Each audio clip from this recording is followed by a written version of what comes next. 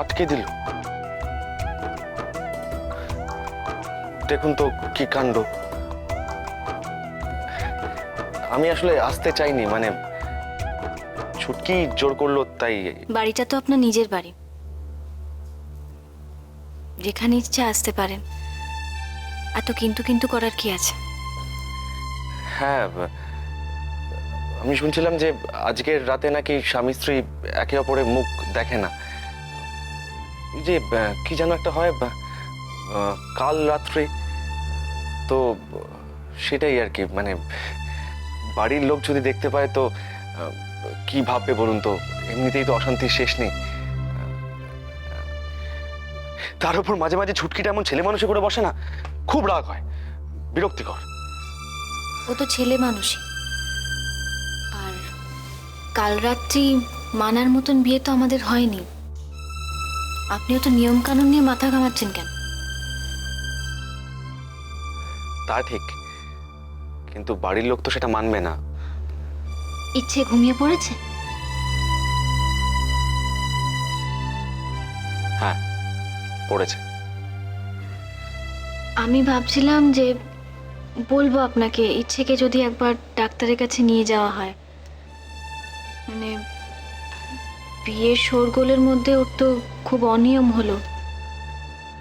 ওদিকে হাসপাতাল থেকে ফেরার পর ও তো ঠিক করে এতটুকু বিশ্রাম নিল না, তাই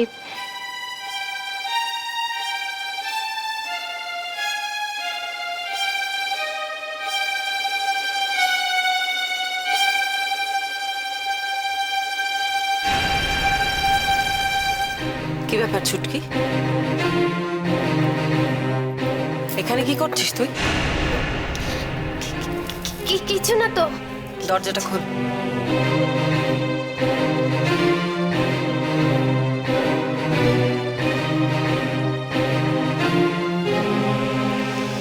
দরজা খুলবো? আমি তোকে দরজাটা খুলতে বলেছি ছুটকি, দরজাটা খোল। বড় বৌদি ভেতরে। বড় বৌদি দাঁড়াও।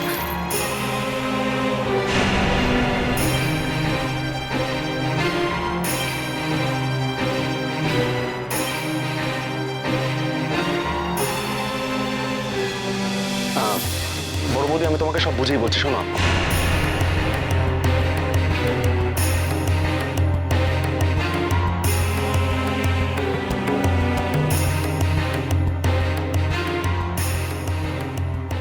রজত কাকাবাবু তোমার খুব প্রশংসা করেছে। তুমি নাকি খুব ভদ্র, সভ্য, ভালো মেয়ে। সবচেয়ে বড় কথা উনি এটাও বলেছেন, তোমার নাকি আত্মসম্মান প্রখর। তারই বুঝি কিছুটা নমুনা তুমি আজ দেখালে, তাই তো? সদ্য বিধবা হয়ে তুমি বিয়ে করলে, না বৈধব্যের কোনো নিয়ম মানলে, আর না এখন বিয়ে করে কোনো নিয়ম মানছ। আসলে রজত কাকাবাবু একটা বড় কথা বলতে হয়তো ভুলে গেছে। তোমার একটা গুণ, তোমার কিসে সুবিধে সেটা ভেবে তুমি ঠিক করো কোন নিয়মটা তুমি আসলে মানবে আর কোনটা তুমি মানবে না। তুমি এই নিয়মটা না মানলে যা ক্ষতি হওয়ার সেটা যে ছোট ঠাকুরপুরি হবে সেটা জেনে শুনেও তুমি। ছি ছি ছি, কিছু বলার নেই আমার, কিচ্ছু না। দিদি ভাই,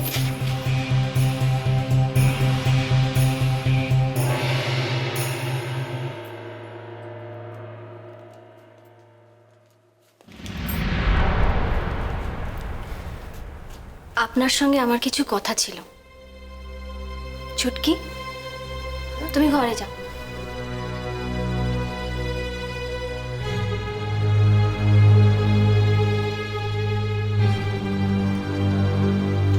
এরপরও যদি তোমার আমাকে কিছু বলার থাকে বলো। আমার এ বাড়িতে আসাটা আপনি পছন্দ করেননি, আমি জানি সে কথা। কিন্তু তা বলে বাড়ির সকলে এটা নিয়ে শোক পালন করবে এটা আশা করা কি ঠিক?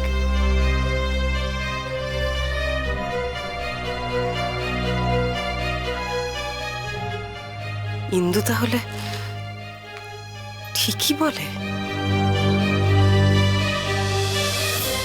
তুমি দেখছি আজকাল এ বাড়ির ভালো মন্দ সত্যি আমার থেকে বেশি বুঝছো।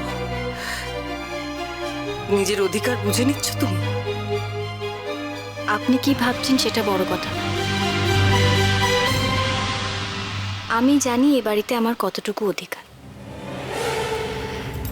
এই বিয়েটা আমার কাছে একটা চুক্তি,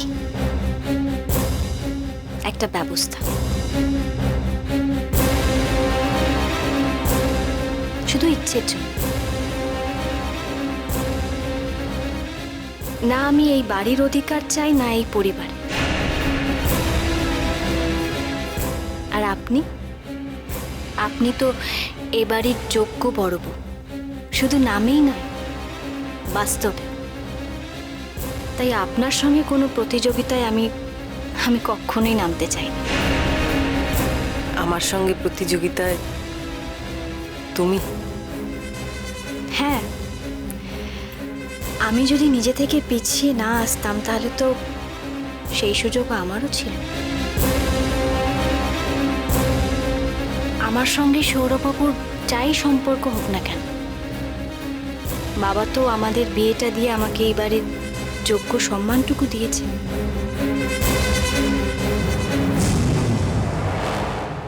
আর একটা কথা, এ বাড়িতে যদি কোনো কারণে ইচ্ছে এতটুকু আনন্দ পায়, দয়া করে ওকে আটকাবেন না। মা হিসেবে আমি এটা এখন বলতেই পারি।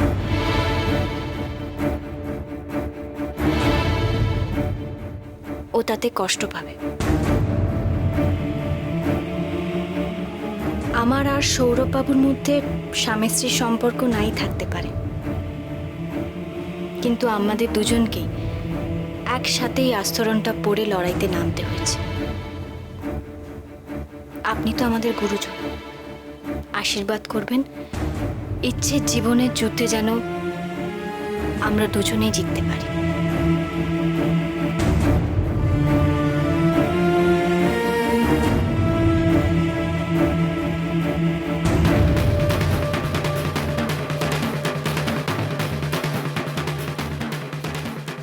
আপনার এরকম রূপ তো আমি আগে দেখি,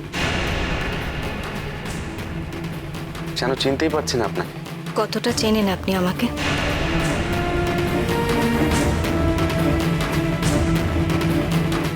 রাস্তা থেকে একটা অপরিচিত মহিলাকে তুলে এনেছিলেন। আপনার আমাকে চেনার কথাই না, একেবারে না। আপনি যান, ইচ্ছে একা রয়েছে।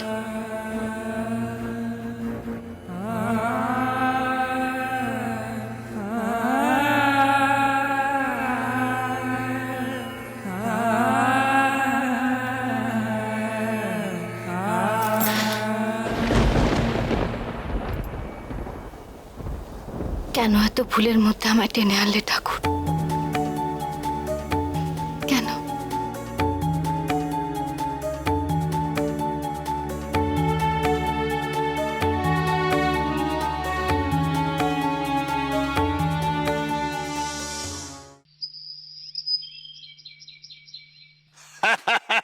কাঁচা মাছ কই?